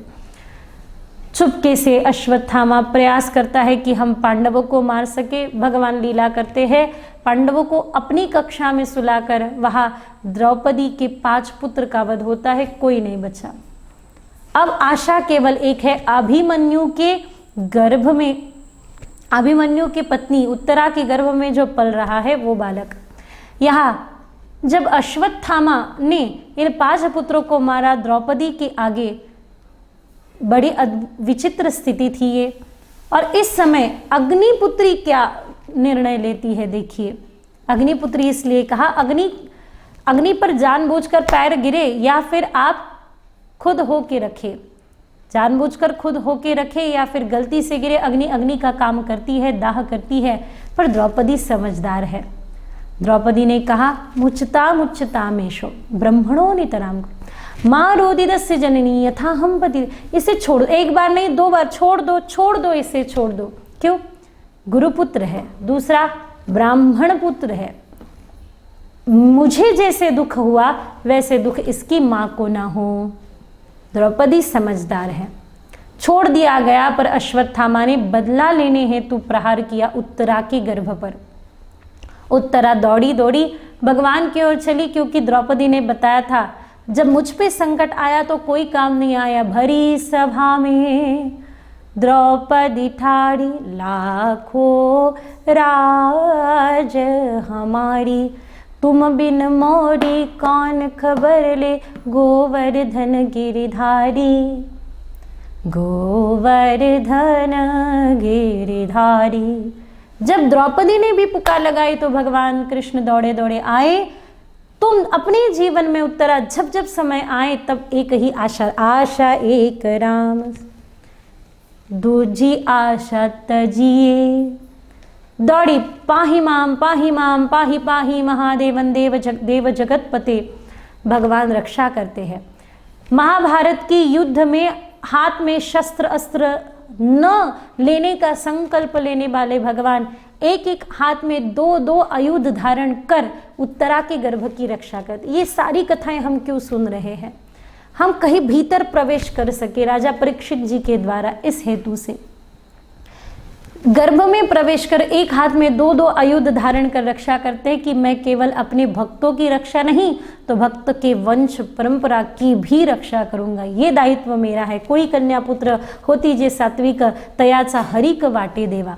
और इसके पश्चात उनकी रक्षा भी होती है और रक्षा के पश्चात आगे अनेकों कथा है। फिर कहते हैं कि माता कुंती, भगवान चले द्वारिका की और माता कुंती ने रोका और मांगा, दुख मांगा। विपदा संतु न शश्वतत्र जगद्गुरो भवतो दर्शनम यस्यात् पुनर्भव दर्शनम। इसलिए दुख मांग रहे हैं कि दुख से अगर चोट खाई न होती, प्रभु तेरी याद आई न होती। वो तो उस समय में उन्होंने मांगा, हमें क्या मांगना है, आवश्यकता नहीं है। हमने आप बार बार सुना होगा कि उन्होंने दुख मांगा, आप भी कभी दुख मांग के दी नहीं। चाहे सुख हो चाहे दुख हो, किसी भी अवस्था में हो, पर आपका सुमिरन ना छूटे। सुमिरन कर रे मना, पंछी पंख बिना हत्ती दंत बिना, जैसे तरवरु तरवरु फल बिन हीना, वैसे पुरुष हरि नाम बिना। चाहे सुख हो चाहे दुख हो, भगवत गीता भी यही कहती है कि विरक्त किसी भी स्थान में रहो, किसी भी परिस्थिति में रहो, पर किसी भी परिस्थिति में रहकर प्रसन्नता रहना, प्रसन्नता से रहना और मुख में सदा हरि नाम रहे। वो है ना, हनुमान जी कहते हैं, कह हनुमंत विपति तब सोही, जब तब सुमिरन भजन न होई। इसके पश्चात जब आगे चलकर महाराज परीक्षित का शासन चला, अनेकों पितामह भीष्म के अंतिम क्षण में पितामह भीष्म ने बड़ा अद्भुत राजोपदेश, धर्म अर्थ काम मोक्ष हेतु जो उपदेश दिया है महाराज युधिष्ठिर को, वो महत्वपूर्ण है। विस्तार करने के लिए समय नहीं है, किंतु हमारा काम है प्यास जगाना। आप भी पितामह भीष्म के द्वारा की हुई स्तुति पढ़े, सुने, गाए। पितामह भीष्म ने स्तुति करते हुए भगवान के चरणारविंद पर अपने भाव को रखा और कहा, मेरी एक ही इच्छा है कि आपके चरणारविंद का दर्शन करते करते मेरे प्राण अगर छूट रहे हैं तो मुझे और इससे बड़ी प्रसन्नता क्या होगी। कहते हैं ना, आपके चरण आगे हो जब मेरा अंतिम क्षण हो। हम तो यही कहते हैं कि जब आपके चरण आगे हो तब मेरा अंतिम क्षण हो। जब हमारे अंतिम क्षण में उनके चरण का दर्शन होना स्वाभाविक हो, ना हो, उनके चरण पे अपने भाव को समर्पित करते हुए उनका हो जाना, ये बहुत ही अद्भुत भाव, अद्भुत गुदगुदी सी होती है हृदय में इसका स्मरण करने मात्र से कि हम आपके हैं, आप हमारे हैं। और फिर इसके पश्चात जब राजा परीक्षित का शासन हुआ, पांडवों ने स्वर्गारोहण किया, जाते जाते धर्मराज युधिष्ठिर कहते जाते हैं कि धर्म से न्याय, धर्म से व्यवहार करिए। अर्जुन को कहते हैं, अर्जुन महाराज परीक्षित को कहते हैं, राजन आपको हम अब राज्य का आधिपत्य दे रहे। अर्जुन पुत्र, अभिमन्यु पुत्र राजा परीक्षित को कहा जाता है कि देखिए जो शरण आता है उसे मरण ना दे, और यह कहकर वहाँ से प्रस्थान कर देते हैं पांडव। और यहाँ राजा परीक्षित का बहुत सुंदर शासन, जिसके मध्य एक गौ माता तथा एक गोवंश की ऐसी चर्चा होती है जिनको 3 पैर नहीं केवल एक पग पे खड़े हैं। और आप भी जानते हैं अच्छे से, सत्य तप पादा प्रकीर्तिता, जब एक समय था सत्य तप अहिंसा, जिस पग पर पृथ्वी और धर्म खड़ा था, धीरे धीरे करते करते एक एक पग चले गए, अब एक ही बचा है जिस पग पर खड़े हैं। प्रेम स्नेह इस भाव से हम जुड़े हैं। कलियुग केवल नाम आधारा, वो भी चला जाएगा तो कली कहता है मैं अपने पुण्य से आया हूँ, और वहाँ आकर उस गोवंश को जैसे ही माने,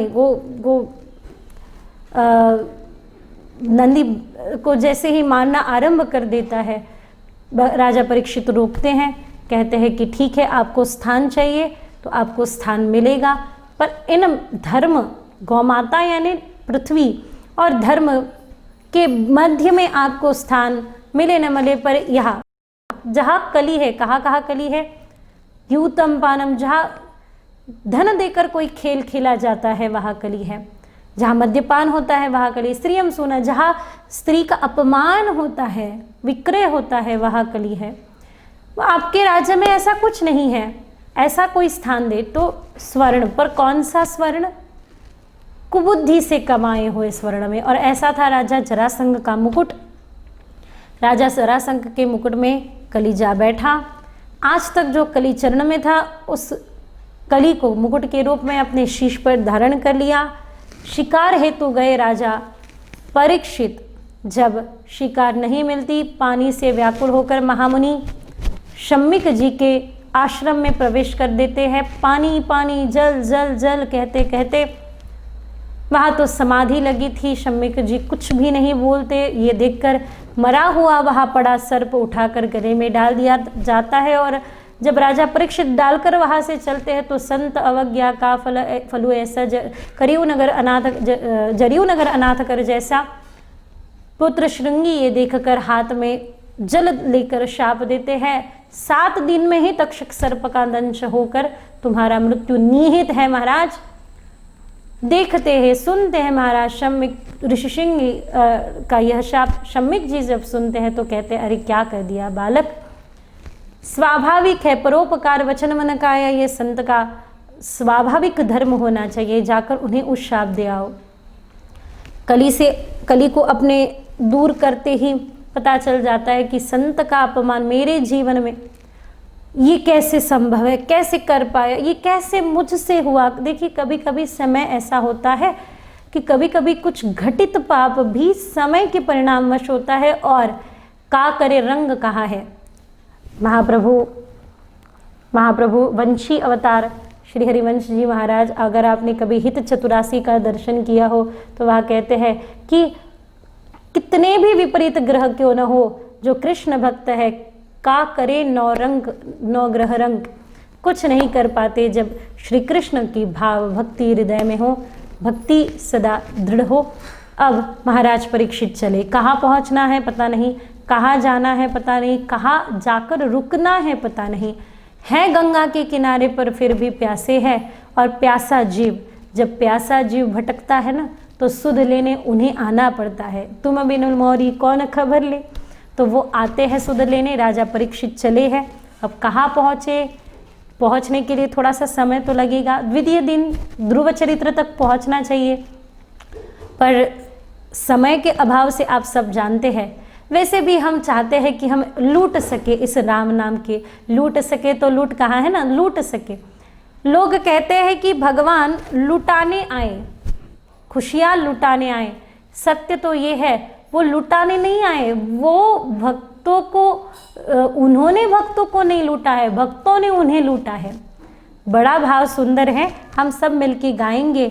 लुटी लीधो लुटी लीधो लुटी लीधो रे, ओ रे कन्हैया थाने लुटी लीधो रे। यानी मित्र बने नी थाने सुदामाए लूटो। तुम्हें लूटा है कृष्ण, भक्तों ने लूटा, तूने नहीं लुटाया कुछ भी।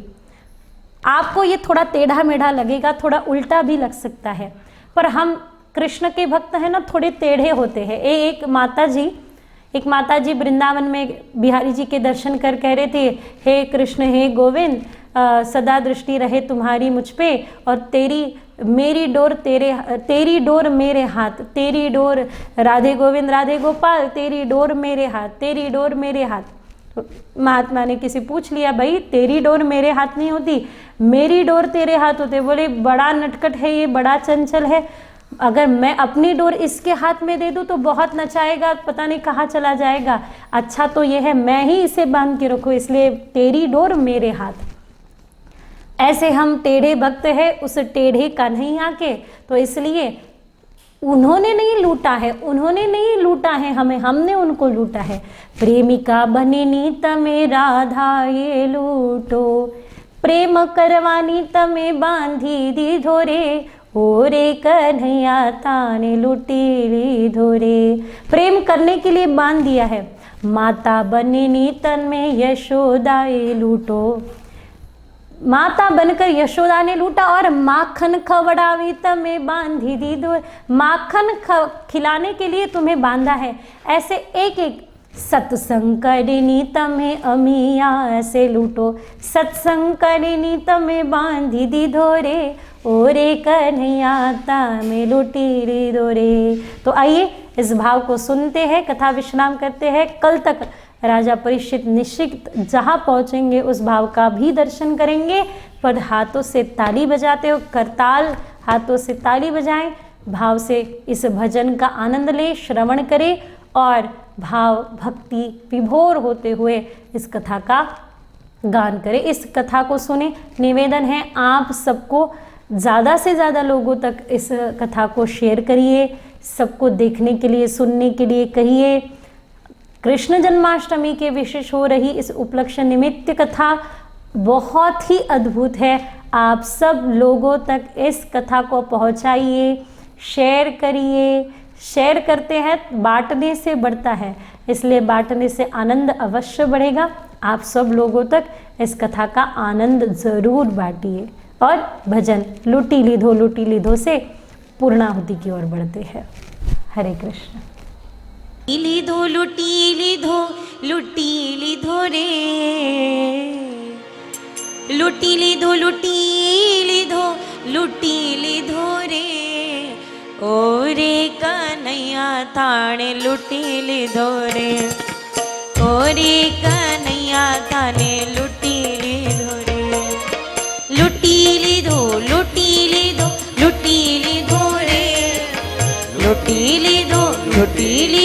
लुटी लीधो रे, ओरे कन्हैया थाने लुटी लीधो रे, ओरे कन्हैया थाने लुटी लीधो रे।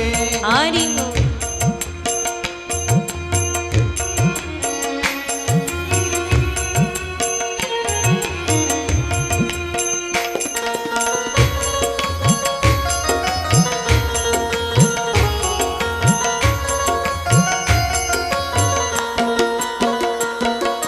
भजन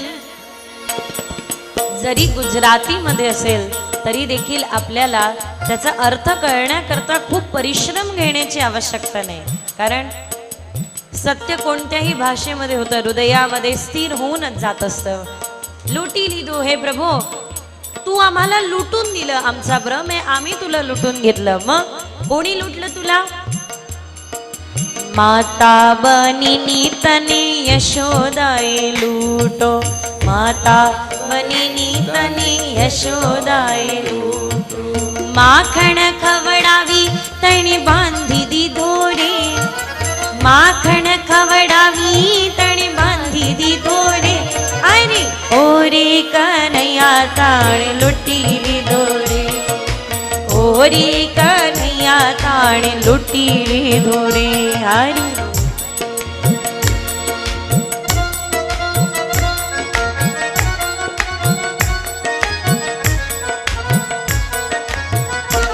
मान हो एक भगति कर नाता,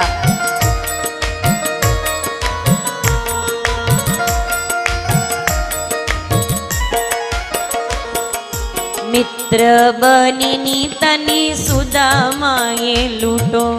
मित्र बनून तुला सुदामाने लुटला आणि तू लुटून दिलं देखील गोविंद। हरी बोल। मित्र बनिनी तनी सुदामाये लूटो, मित्र बनिनी तनी सुदामाये लूटो। पोहा खवडावी तने बांधी दी धोरे, पोहा खवडावी तने बांधी दी धोरे। अरे ओरे कन्हैया थाने लुटी लीधो रे, ओरे कन्हैया थाने लुटी लीधो रे।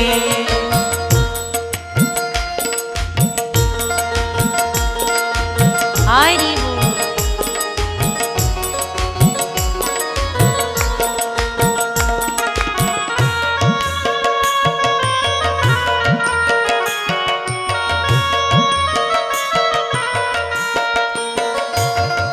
प्रेमिका बनिनी तने सुदा, प्रेमिका बनिनी तने राधा ये लूटो, प्रेमिका बनिनी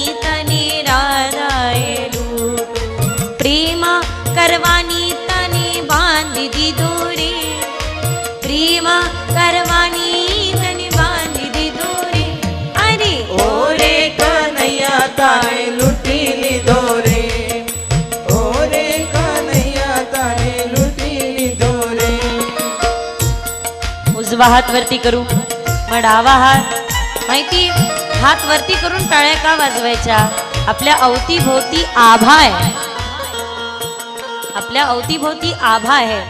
जसं गाडीचं वायपर गाडीचा काच स्वच्छ करतं, तसा आपला आभा हरिभजनामध्ये नाम गाता गाता तो टाळी वाजवताना स्वच्छ होतो, शुद्ध होतो, पवित्र होत असतो. म्हणून हरी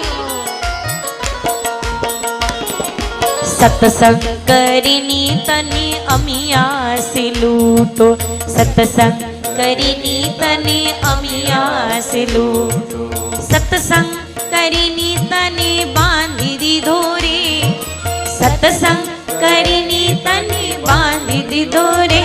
अरे ओरे कन्हैया ताळे लुटी दी धोरे, ओरे कन्हैया ताळे लुटी दी धोरे, लुटीली धो लुटीली धो लुटीली धोरे, लुटीली धो लुटीली धो लुटीली धोरे. ओरे कन्हैया ताळे लुटीली धोरे, अरे ओरे कन्हैया ताळे लुटीली धोरे, तने लुटीली धोरे, तने लुटीली धोरे, लुटीली धोरे, तने लुटीली धोरे, लुटीली